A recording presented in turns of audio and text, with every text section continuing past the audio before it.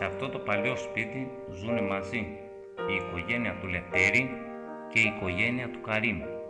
Καλλιεργούν το περιβόλι και πουλούν τα λαχανικά.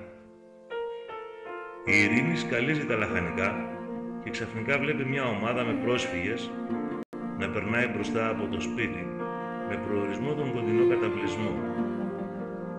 Κοιτάζει τη Φατίμα που δουλεύει δίπλα της και θυμάται μια μέρα πριν από ένα περίπου χρόνο.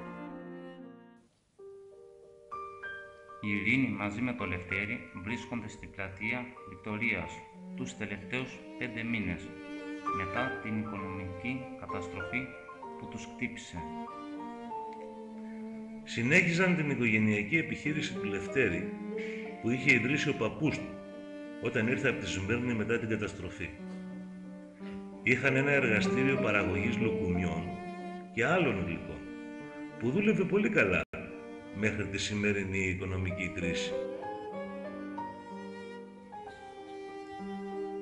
Όλα άλλαξαν ξαφνικά.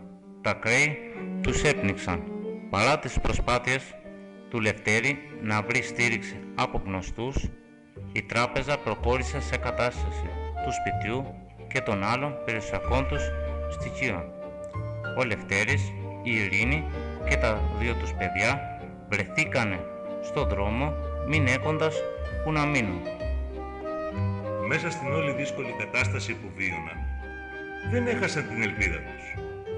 Ο Λευτέρης πάντα έλεγε στην οικογένειά του να μην χάνει το κουράγιο της, ότι θα αλλάξουν τα πράγματα και κάποια λύση θα βρεθεί.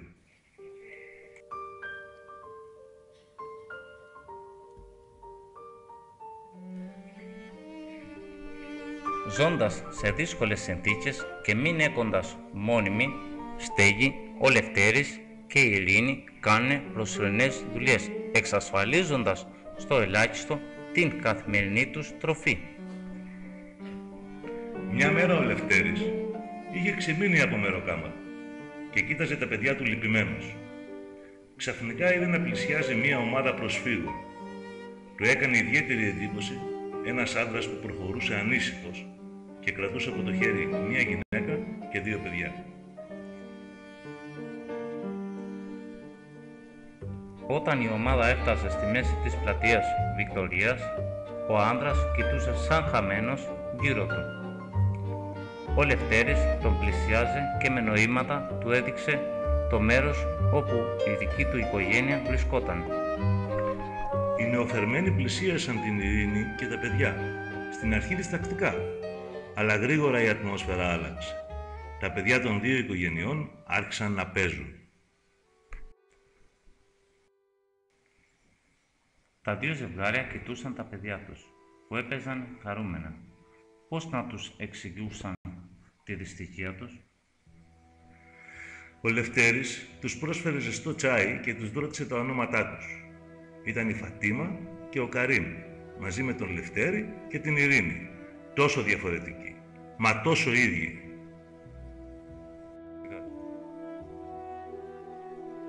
Ο Καρίμ αρχίζει να σκέφτεται την πατρίδα του.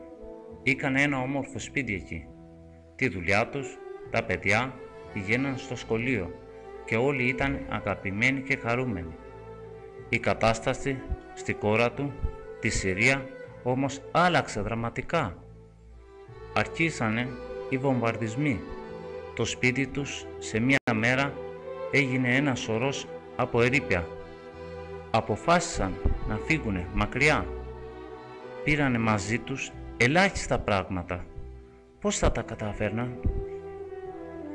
Το ταξίδι για τη νέα ζωή τους μόλις άρχισε. Ο καιρός είναι άσχημος. Η βάρκα είναι μικρή και πολλές οι ψυχές πάνω της. Θα τα καταφέρουν?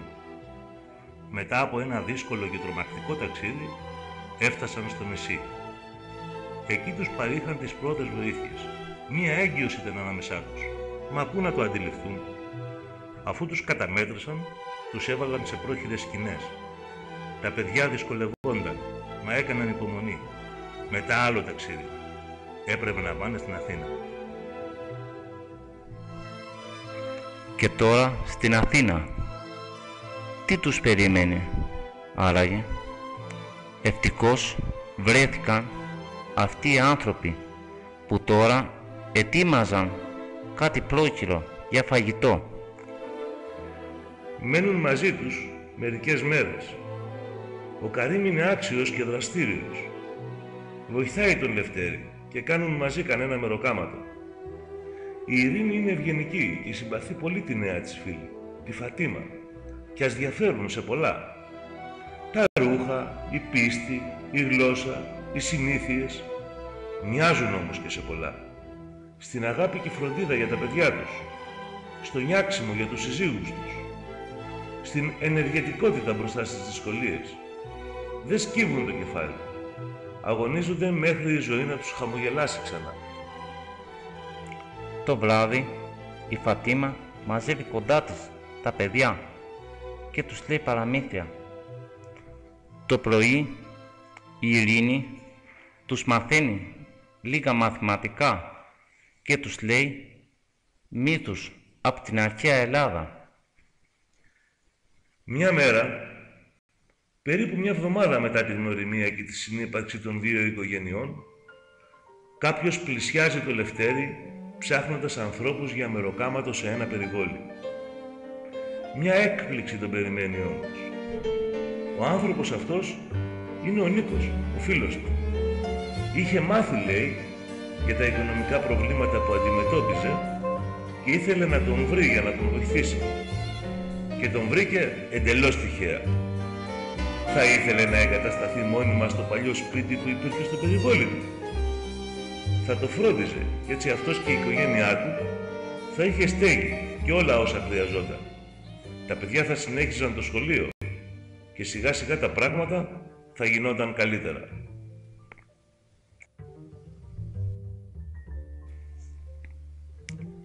Να λοιπόν η ευκαιρία για ένα νέο ξεκίνημα. Ο Καρύμ το κοιτάζει χαρούμενος. Θα τα καταφέρεις, φαίνεται σαν να του λέει. Μα ο Λευτέρης έχει μια ιδέα.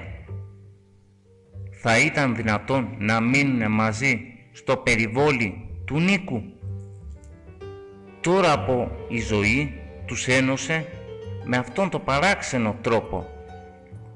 Έπρεπε να βρεθεί ένας κοινός δρόμος.